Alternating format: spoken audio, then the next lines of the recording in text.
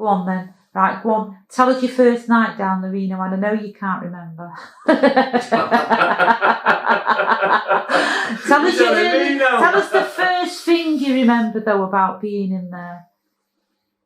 The first thing about the Reno I remember, the stairs. Go on. Because if it was a wet night, it was a balancing act. If you thought you could just go down them stairs like willy-nilly, and a few people have tried, a few people have landed on the backsides. And I always remember Latte at the time. Later on, Malcolm used to stand at the door. Yeah. Latte, were at first. And when I used to go, it didn't cost me anything to go in. But I noticed when I got married, he wouldn't let me wife in if I wasn't there. And when I was with her, I used to say, "Come on, Brian, pray for the missus." Same here. You know, which I did do. Yeah. Yeah. You know. But the thing about the Reno, because it's in a cellar, and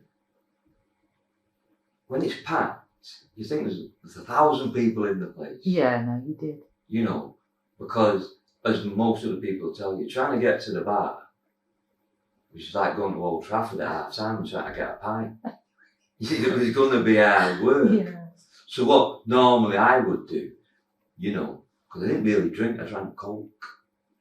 You know, so I'd have a Coke and I won't buy one, I buy two to save me from going to the bar. And then when people used to say, you know, you see people who you know, yeah, and they go, "Do you want a drink?" Because I didn't drink, I say, "Yeah, get us a Coke," and they buy me a Coke. And then I say to them, "Do you want a drink?" And they go, "Ah, yeah, get us a brandy." And most of them did drink. So when you're buying people drink, you know, you're just having a Coke. I thought, hey, getting expensive, do this. Yeah. So I got clever in the end. And certain people always, as soon as you see you, "What are you buying as a drink? You're buying as a drink."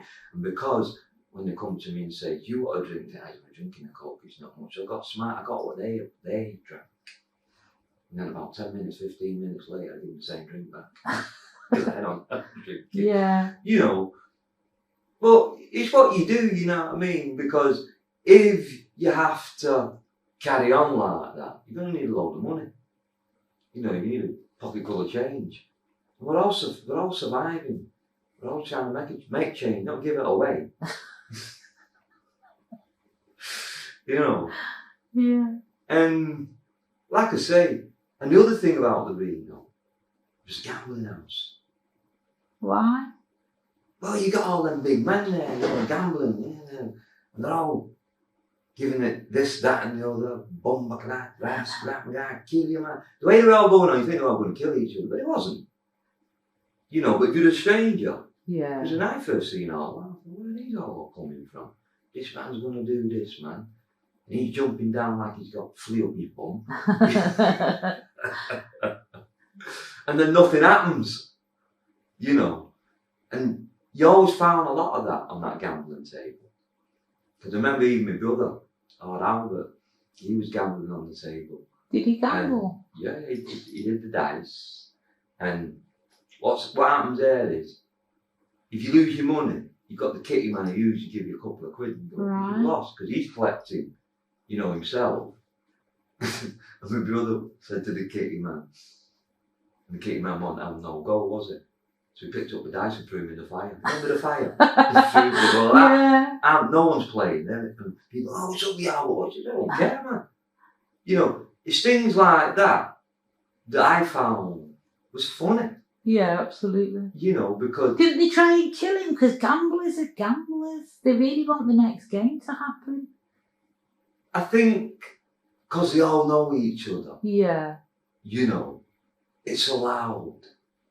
You couldn't go in a proper gambling house and carry on like throw the dice on the fire. Yeah. And, you know, it's allowed. You all know each other. So you're used to somebody. You know, you get people that, if you do play something with them, they are allowed And anybody think their life depended on it. Yeah. But you knew that that's just them. Let them get on with it. Did you gamble, Brian? No, I never played dice. I used to play cards. Right. I used to play 79 and Pitter Pat and Princess Cafe. Because Anne Brennan and Dave Brennan lived in Platt Street round the corner. And yeah, I like cards. But I never got that way where, you know, I needed it as part of my life. You know, I remember the Western, when Shine had it, we used to sit in there, a few of the lads, playing cards till 10, 11 o'clock in the morning. All night? Well, when the Western, the music stopped, we'd get a game going. You know, and you come out there, it'd be 11 in the morning. You can imagine the sun, it's dark where you're coming out from. No, absolutely. You know, I remember that plain as day. You know, like vampires sitting in the sun. I shouldn't be here, I shouldn't be in my bed. It's too light, let me get home. You know. But, like I say, the Reno for me was, I've been to a lot of clubs. Yeah. You know, you have the vibes, you have the buzz, but the buzz soon went. But with the Reno, you always had a buzz when you went down there. You never knew who you'd see, and that was the beauty of it as well. You know, the atmosphere was wicked. Yeah. You know, earlier on, you know, when you get to like 10 out of 10, it's pretty, hardly anybody in. Yeah. When it started to reach 12 o'clock, 1 o'clock, it started to full up. Yeah. And you had the ones that stood out from the madding crowd. Like who? Well, Stan Finney, Dress Sense, Ricky, my brother, you know, Frank, and there was a few others, but the two that, for me, stood out the most was Stan and Ricketts. Yeah. Because it didn't matter what they wore, they just seemed, you know, they fitted like a glove. They could wear anything. Yeah. And they won't, you know, you just had it. I know, don't get me wrong, I know other lads were all smart, we all dressed, you know what I mean?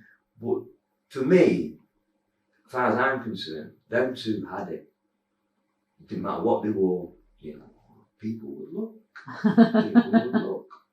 Not for who they are. Yeah. You know, you can see someone and go, hey, look, there he is, boom. You know. No, it was just, yes, look at them. Look at their dressing. You know, and as you know, and most lads will tell you, when they went down, they said style as well. Yeah. You know, what people were wearing. You know, and they go, oh. And it was sharp. Before the Afro come out, it was more, I'd say, Italian style. Go on then, what's Italian style? Well, mohair pants. Okay. You know, lots of brogues. If you were going out, like you say, for a night out, and put your suit on, and waistcoats. You know, granddad shirts. What years are we talking, Brian? I'm talking now, 68. Oh, okay. You know, it was when, about 71, 72, 73, that's when the afros come down, the bib and bases, you know, the denims. Yeah. You know, that's when that started. The style dress changed. That's when proud to be black. Oh, yeah. You with me? Yeah. The afro comb. Right. You know, because I notice, I think you agree with this, I think when you're young and you've got curly hair, and then you see the white kids with straight hair. Yeah. You always want straight hair. Absolutely, I always wanted the fringe. You always wanted straight hair. Yeah. So, when I first started going around with other lads, you know, like myself, it was a skiffle, because they all had skiffles. So off you went, bang, got the skiffle. at the time, used to wear the berries as well. Right. If you see mixed race lads that have berries on, you know, remember the brollies? No, did you lads see? that are I'm carrying only about brollies. 8. Go on, yeah. And they'd have Macs on. Right. You know, so you got the berry on, the Mac, brolly, you know, you got your granddad's shirt on with your throwaway collar. That's what you could do. You could get collars, go on, I think they were paper. Really? Wow. You could attach to your collar. You had studs for them. You put your tie on. So when you've come back from town and you're going like the Blues or the Reno and it's getting sweaty, you're not, you know, all that, you just take your collar off and ditch it. Because you used to buy them on Princess Road. I think it was 6 a pack. Right. 6 collars you could go and buy. You know, but I suppose, I think the style of dress then was more to do with like the Italians. Because if you look at America. But where will you have seen Italians dress though? No, we see the other lads, the older boys. Right. You know, the older boys, you know, because it's them that start the dress sense off, isn't it? Yeah. You've got to have somewhere. Yeah. You know, so as you're growing up and you see these sharp mixed race men. Like who? Well, Norman Brown, Chick Taylor, Ronnie Smart, Andy Nelson. You know, you can go on. Donny Graham, Eddie Graham, Tommy Tolby, Alan Tolby. You know, there's some even in my head I can see, but I can't remember. Yeah. But them men now are over 70. Right.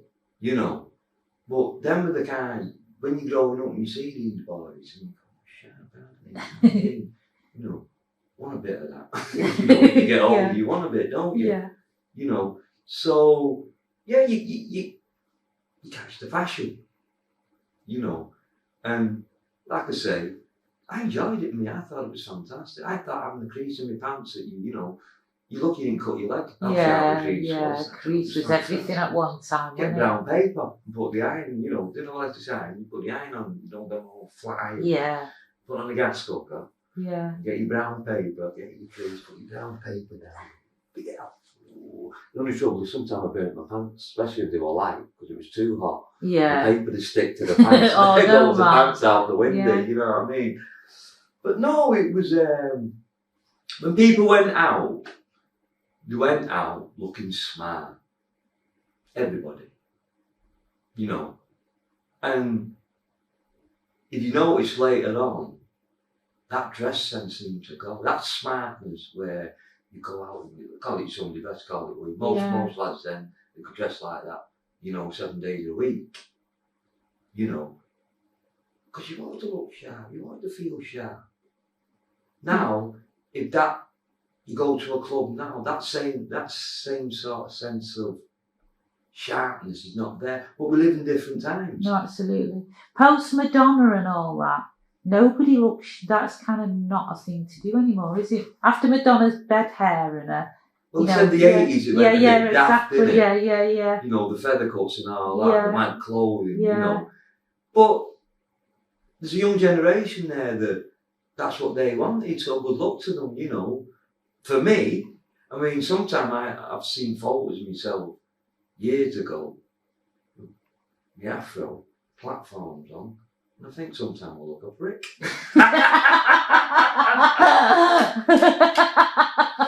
The kids say, "Oh, Dad, is that you? How many years ago?" I think, yeah. No, that was a fashion. At the time. That was wicked at the time, though. Well, it was the only time I felt 6 foot tall. Because you have an afro, so that's like 3-4 inches above your head. And you got platforms on, that's 3 inches. Yeah, easily. But the only trouble was, like, my friends that were taller than me, they all had afros and platforms as well, so... They carried on being tall. I carried on being small, even though I thought I was tall, you know. You know these older half-caste guys? Have they just made this style up themselves? Is this particular to them? Or does everybody dress like this at the time, or have they made up something off their own? No, I don't think it was made up of their own. I think, you know, because if you look at, even, like, you go back to the Africans. Yeah. If you look at all the old photos of Africans. Yeah.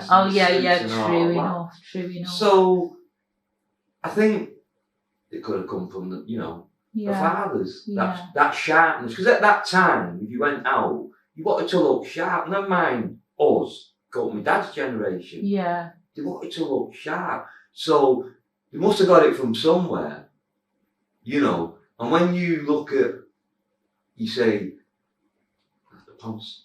Yeah. Oh, just say it, man. When you look at the hustlers and the scufflers, Yeah. they're all dressed sharp. No, they're super sharp. They're on a whole other level So, of sharp.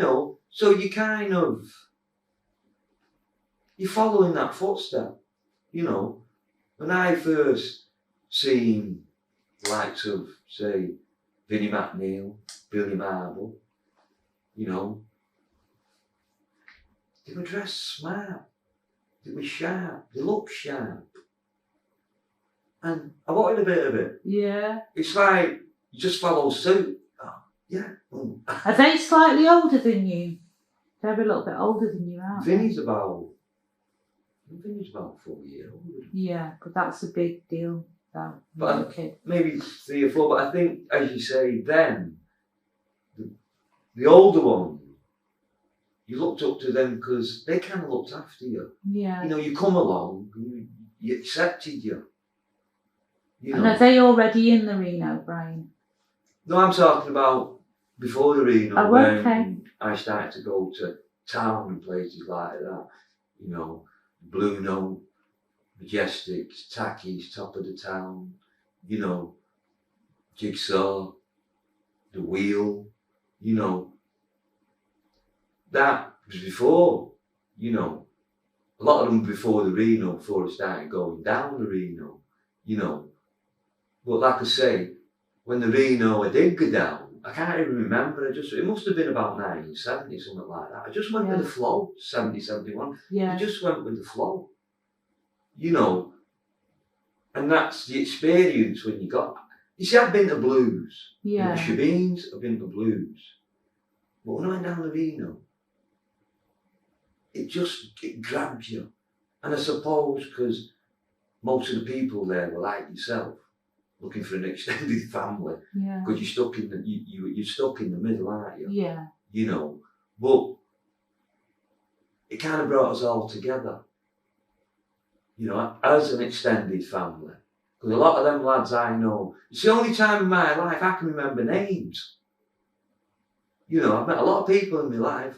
Even when I was at school, I can't remember the kids that went to school with. Yeah, it's true that, Even now, even since then, I can't remember a lot of names. Yeah. But a period of 5 to 6 years. Yeah. I remember all the names. No, it's true that, Brian.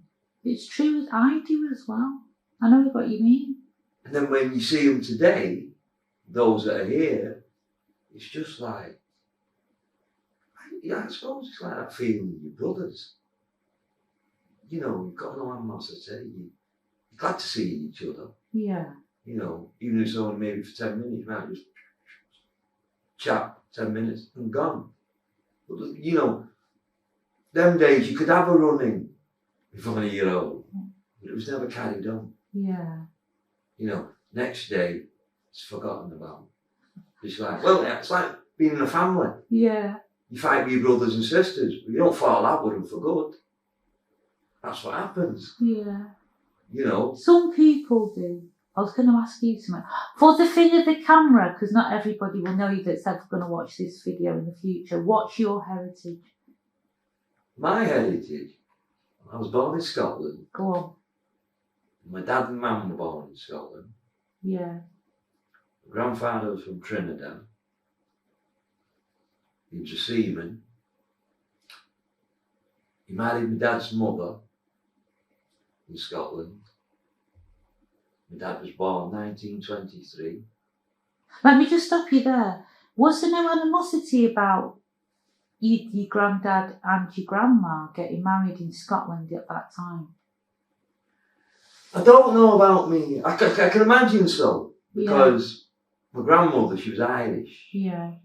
And she was a Catholic. My granddad was a Catholic. So, and plus my granddad, black. Yeah. That's what he was actually a Chinese in him as well. But that's what they would say. Then he's a black man. Yeah, you know absolutely. what I mean? And What in year them are we talking? Well, we must be talking about my dad was born. My dad was born in 1923. Right, so in 1923 in Scotland, we've got a white Catholic and a black Catholic about to get married. And they did get married. Yeah. Right. So something must have been said. Well, all I know is, what my dad, had to put up with.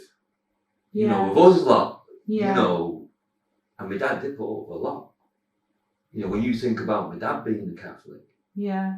And he married my mum, she's a Protestant. Okay.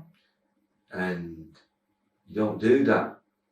Ireland's the same, Catholics and Protestants, they don't marry, you stick to your own, you're supposed to stick to your own, which I think is a lot of nonsense actually, but that's the way it is. So you can imagine my dad,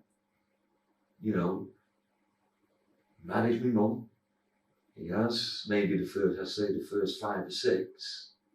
Some of us are light, some of us are the dark side. So when did they get married, Brian? Your mum and your dad? I remember my dad when she was young. My mum was. She knew my dad when she was 15. She weren't allowed to marry him. And I think we must have got married when my mum was at the age 18. Right. So what year are we talking around? My mum was born 23 and 18, 41. Yeah, something like that. So they're married in 41. So am I getting this right? It's more important. Oh, I think the rumour is they got married before then. Yeah. And they got it annulled because she was too young. Right. They tried to stop her from, and so it didn't work. So it's more important Protestant and Catholic than she's white and he's mixed race. No, I think that had a lot to do with it as well. No, because they mixed race then, you were black. Right. No. Yeah. Well, that's what they said. And I think myself, don't get me wrong, my dad could handle himself, But I think when you live at that time, in that environment, and then you've got kids as well, they're copying it. Yeah.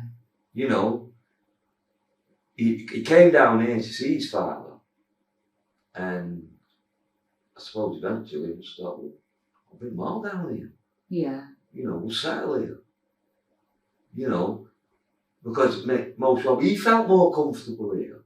Got brothers and sisters here as well, and then, he's got people, like you say, he's got people like himself here. And then he's got Scots people here, because they don't like to drink. Yeah. And this was the ghetto. It's like going from one ghetto to another ghetto.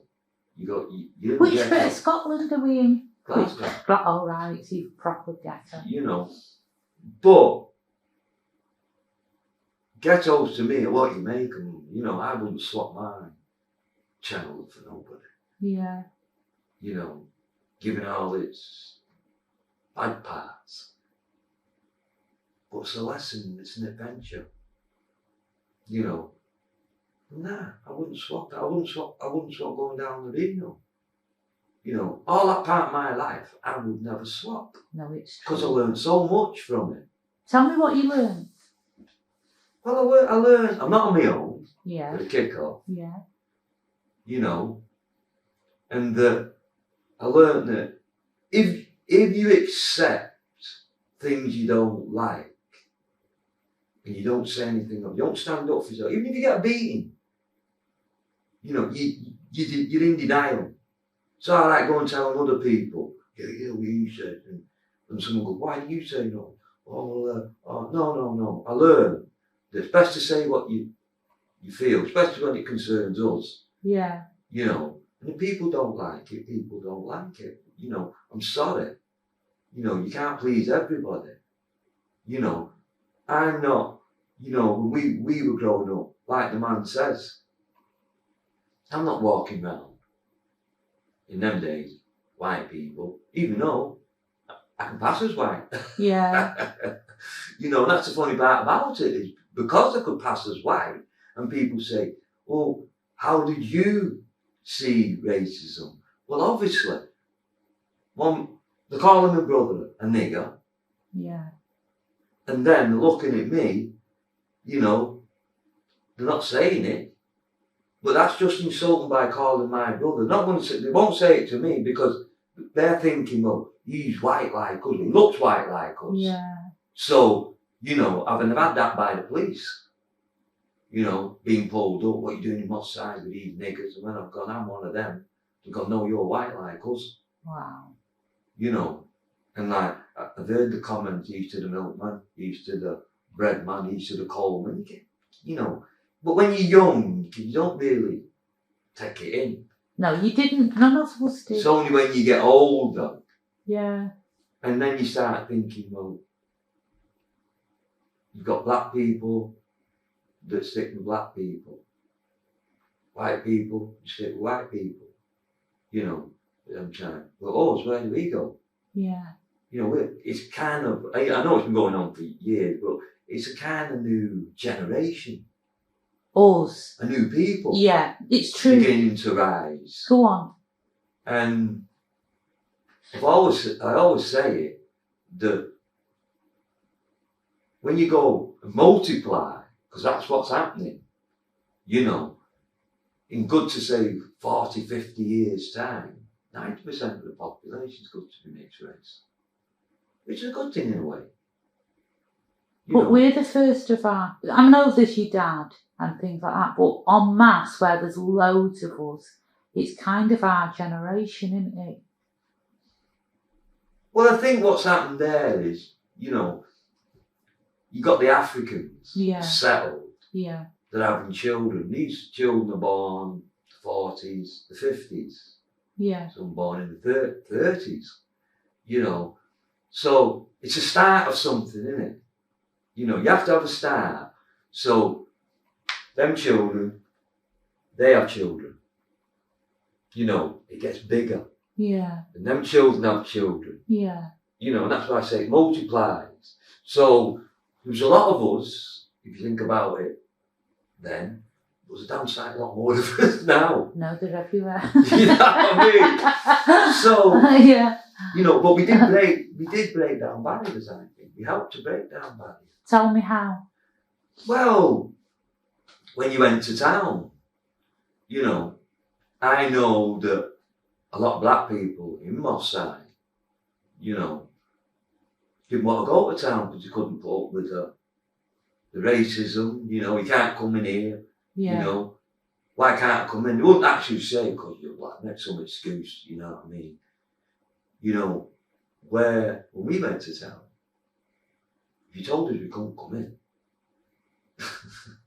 go on, Peter. We'll wait outside till our customer go out and have a go at I've done it myself. You know, it was like, no, you're not telling us that. You know, we have a right to go. You know, and even though I could go to clubs where I've got that policy, and I could walk in, because like you say, I'm like, you know. Yeah. You know, I wouldn't. Simple as that, I wouldn't. If you're bad, I'm bad. Yeah. You can't win, I can't win. Ain't no difference. A man look at my family, and they look at us, you know, and I say, yeah, I'm proud of what I am. You know, as a mixed race man, as a light skin, you know, when, like I said, I've got older brothers, Albert and Ricky, you know, they're on the, you know, they're not as light, can obviously see straight away. Yeah. You know, and it used to annoy me sometimes when some people do say that, they go, no, you ain't, you know, your dad might have been this. And I said, well, how do you figure that out? How can you say you're stupid or something? Yeah.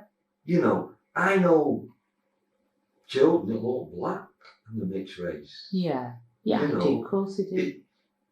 It's something. You're going up and you're stuck there, man, and you've got black people outside, white people outside, you're there, man, and you're telling them one's slagging the other, one's slagging the other one, and you're stuck in the middle like that, and you're expected to take sides. Yeah. And you go, well, hang about, I've got all this in me, so I'm taking my own side. Well said. I'm taking my own side, how I see it, you know, because one minute you could be telling me, oh, you're one of us, and the next minute you try to stab me in the back. Yeah. Vice versa. You're making me think of things I've not thought about before. No, it is. It's like Tommy. They looked at Tommy. They go, oh, Tommy, you look like one of the Thornes, you know. So, and Tommy will tell you, people used to say that. Now, Tommy's white. Yeah. He's got his afro. Yeah. But it could have been me. Yeah. Do you understand what I'm saying? Yeah. It could have been me, because I was both saying as like as each other. Are you women? Did that upset you that you weren't darker? Earlier on, I used to get mad Yeah. with myself and go, fucking hell, this is the same colour as that kid. No, let's cut all this shit. Yeah. As I get older, you get that attitude. To hell with it, man. I am what I am. Exactly, and you know who you are. You know, I know who I am. I don't deny who I am. I never deny who I am. You know, and when I look at my kids, my grandkids, I tell them my story and tell them what they are. Give them the history, let them know who they are.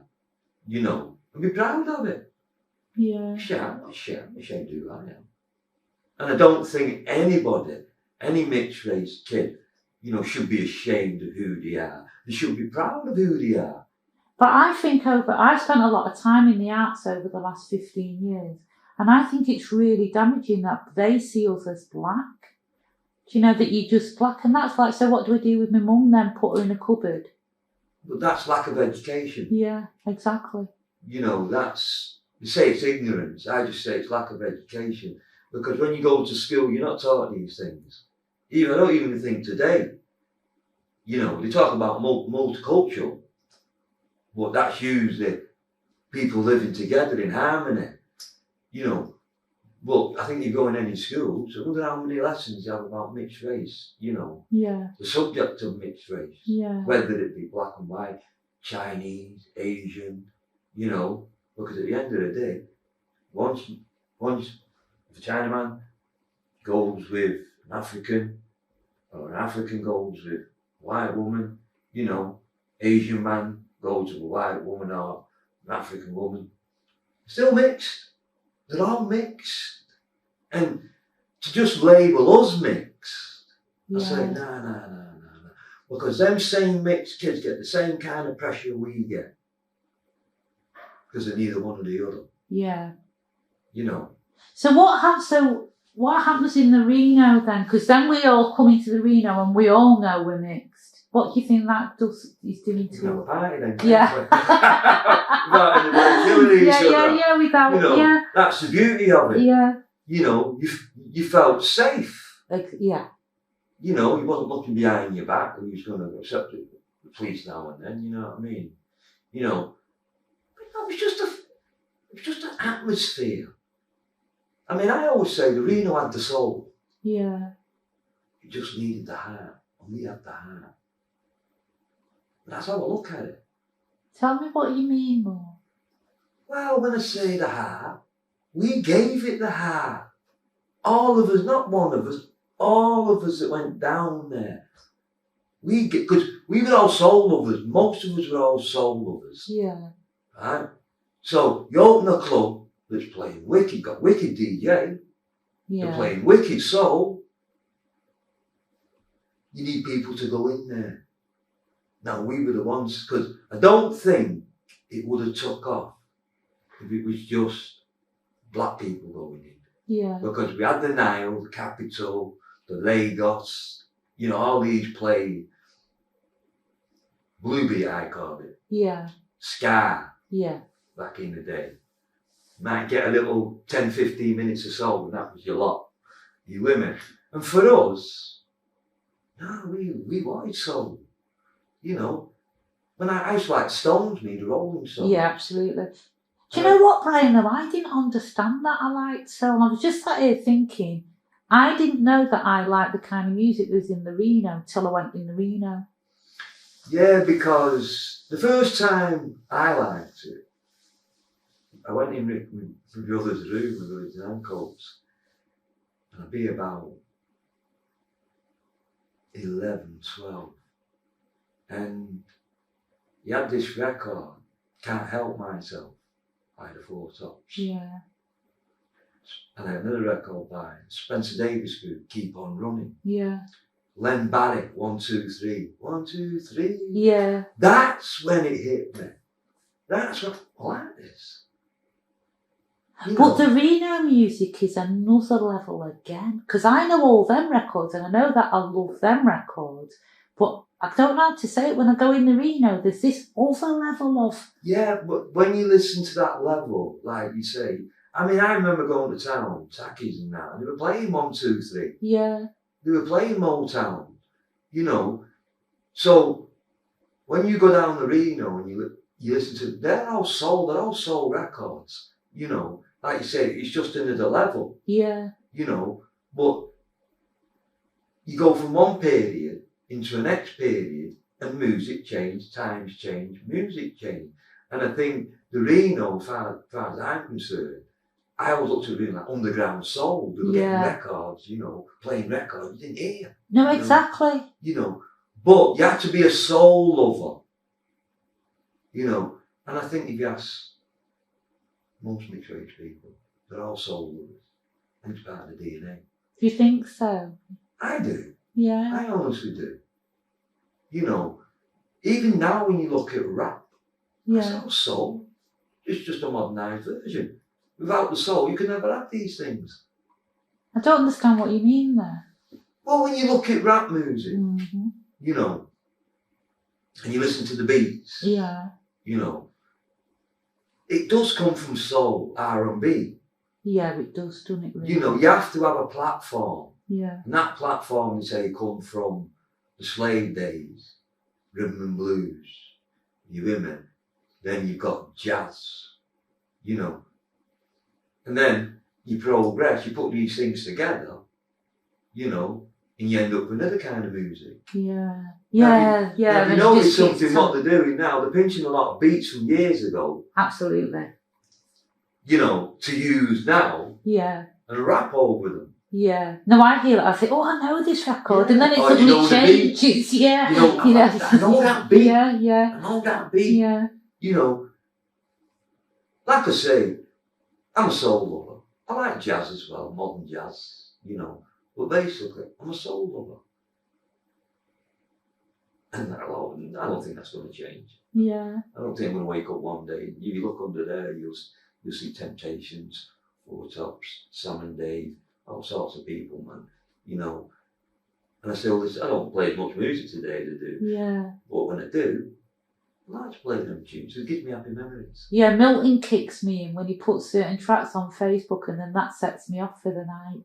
I've heard of them. yeah. Then I have to start rooting them out, you know, for myself. I mean, I remember going to a youth club on Alexander Road. It was like a church place. I remember them playing Black Skin, Blue Eyed Boy by the Equals, Eddie Grant. Yeah. And then me and Neville Buchanan. We loved it.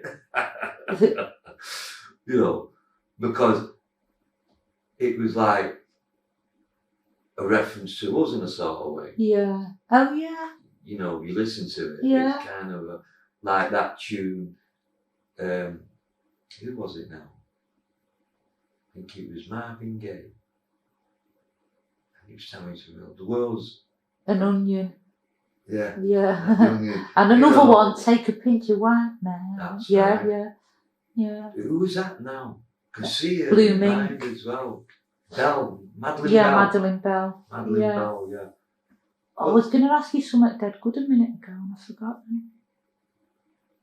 Do you know what it is to me as we're talking today? It's like that if you'd have not had Persian and his record sense, it's a meeting of time in it and us meeting at the same time, because it's really sticking to me today that I had never heard music like in the Reno. I'd heard loads of soul, obviously the Temptations and whatever, but that's the only time I've ever been anywhere and liked a record like that as well. You know, the first time I hear it over, you know, the different records, I'm like, oh, I love this. Well, you had to, a lot of them like imports. I mean, I can remember my brother Dougie. He used to go and import records, go to London. Yeah. You know, go and get import that no one's got. And, you know, I think that's the idea when you look at a DJ, is to be a good DJ, is getting tunes that no one's got. Yeah, and really trusting your own soul. Trusting your own soul and your own Well, you get the feel, heart. don't you? Yeah. You get the feel. When you hear the music, you just get the feel. You're like, that's wicked. It's like, you can't keep still. No, but exactly. So they must get it first. And then for some reason that connects with all us mixed race people. Because that's what I'm trying to say, is that I go in and hear a record for the first time and love it.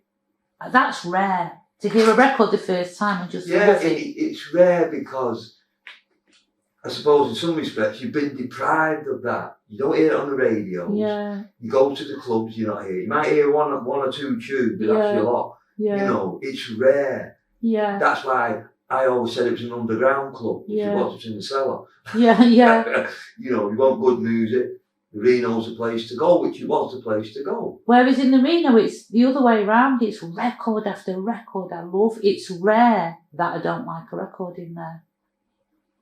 Well, I think the art of being a good DJ is when you've got the crowd going, is keep the crowd going. No, absolutely. Too many DJs when you go to clubs, you get the crowd going, all of a sudden they'll drop a clanger and the floor all just empty. Yeah. You know, the idea, and Persian was a good DJ. Yeah. And Cooley was very good, but they were both good DJs, you know, and they knew how to keep the crowd going. Yeah. And they had the music, they had the taste, and they had the audience. Yeah, no, that's what I'm saying. It's the mixture, innit? Because would their music have worked in cloisters? Well, not cloisters, that's a bad choice. But other clubs, do you know what I'm trying to say? No, it wouldn't have worked anywhere. It couldn't have worked anywhere in places like town. Yeah. Because it was a Moss Side thing. Yeah. Are you with me? You know, no, yeah, I am with you. It's like the Nile. Yeah. The capital. The Edinburgh. The Lagos. You didn't find them places in town because they were all black people's places. Yeah. And at them times, you couldn't have got a club in town for all black people. It just wasn't going to happen. Yeah, you're right. You know. And to play the music you wanted to play. Yeah. You know, so like I say, Moss Side, it had its own nightlife. It had its own music. It really did have a lively nightlife, didn't it? All well, you see, put it this way, where can you go nowadays on a Monday, Tuesday, or Wednesday, or Thursday, and find somewhere to go in Moss Side? You can't. No, but then now, me and you could have left here now and been pissed till tomorrow at this time. Pissed and stoned. Pure music, met pure people, 24 hours. Well, I can remember sleeping all day in the winter and getting up at night and being a night owl. Yeah, absolutely. Up all night, sleep all day. Unless I'm working. Yeah. You with me? You know, there was just so much to do, you never got bored. You could go to town, the Weighing, the Magambo, you know, them places. It was vibrant, it was new, it was exciting. New, that's a good word. You know, and we're coming off the back of the Industrial Revolution that's died out. That's why you've got all slum houses and all that. People are moving, that's gone, people are moving out. You know, so what happens is, like today, same thing, where there's houses, when immigrants come in, that's where they're going. Yeah. You know, because that's where they can afford. Yeah. And it's happening today. Yeah. You know, because you look at houses and you think on the outside, they're great then. But a lot of houses that these private landlords are disgusting. It's like going back 50 years ago. You know. But like I say, in them times, the work wasn't there no more. You know, on a mass scale. Yeah. So you do get, it goes down the nick. Where in London, the same thing happened. But now when you look at them same houses that you could have bought for nothing, yeah, they're costing millions. Yeah. Where here they pulled them down. Yeah, true. You yeah, know there's a whole big spate of them over there, the other side of the Rec Park, wasn't there? Fairlawn Street and all that. Well, where could you go? Where can you get a club? You can go down in a cellar. I knew there was. Master Smith's was saying when you went to Smith's in town, just downstairs to it. You know, I think Cloisters. Yeah. No, Brewster's used Yeah. to go downstairs, remember, to it. Yeah, Cloisters was big, wasn't it?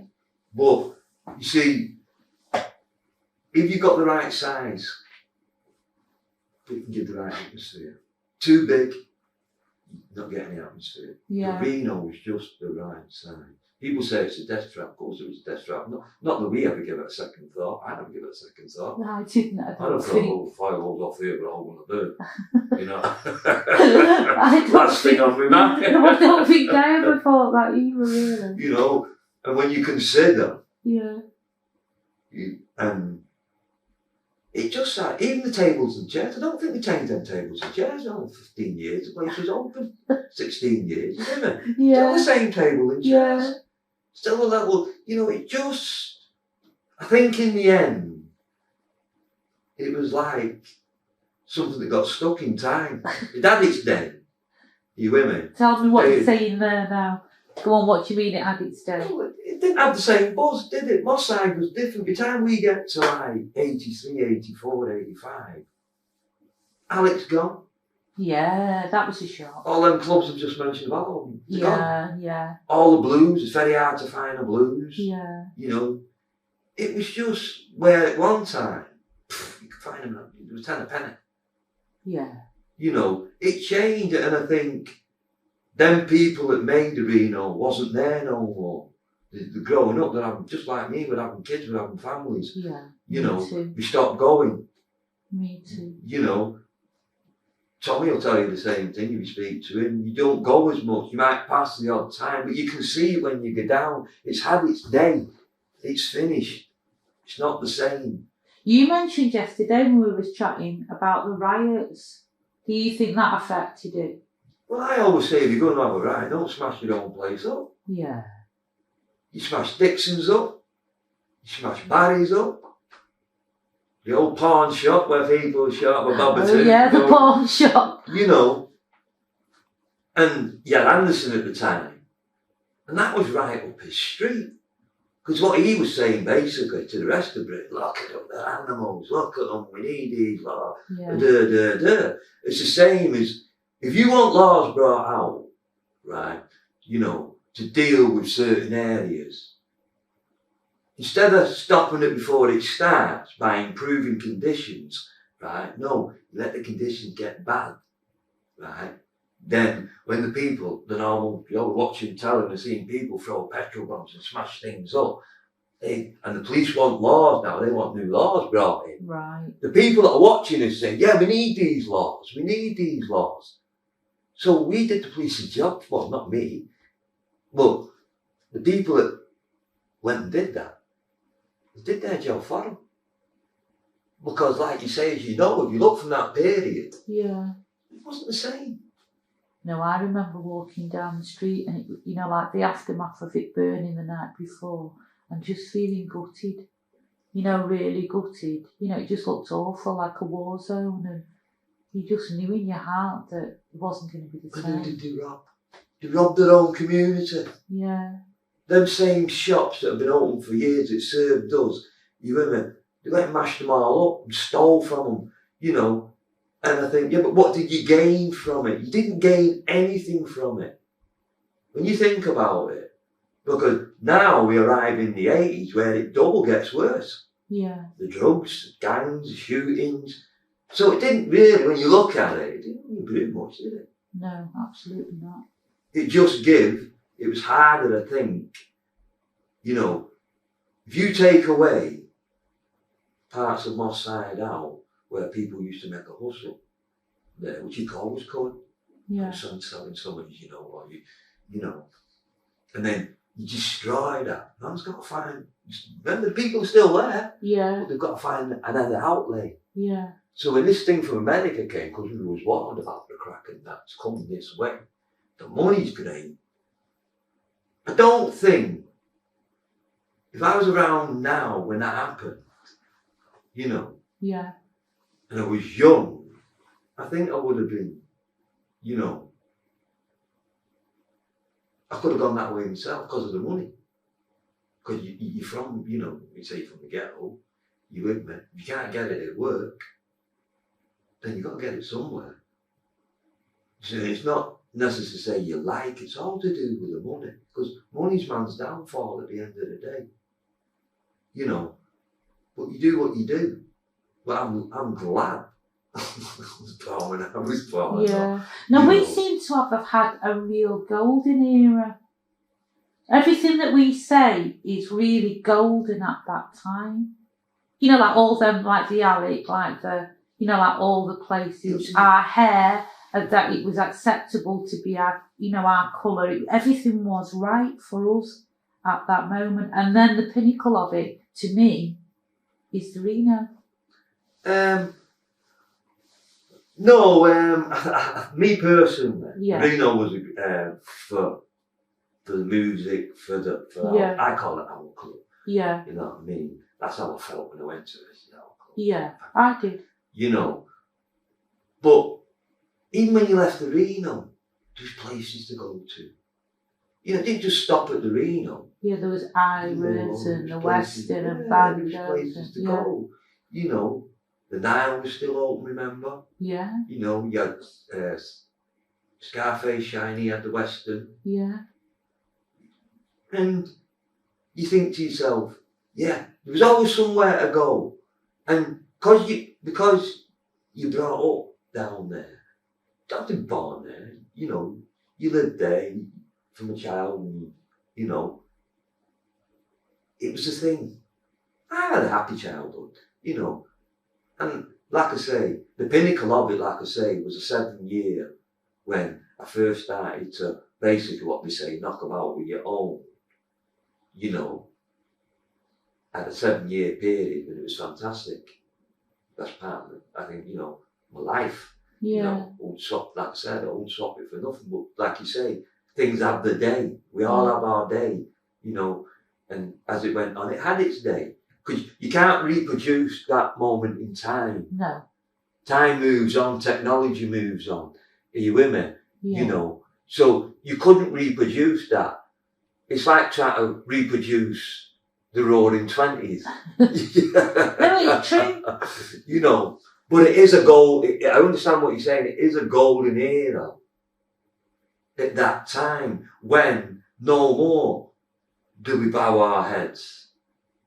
No more we'll go to work, and if I feel you're insulting my, you know, my heritage, stick your job where it goes, as simple as that. I ain't putting up with it. Yeah. You know what I mean? And if it means I have to go and find another way of making a living, I will do that. But what my father put up with, and what his father put up with, I ain't putting up with. Simple as that. And if it means going to jail, so what? It costs you money to keep us anyway. Joke's on you, mate. You know what I mean? You can take my freedom, we can't take my life.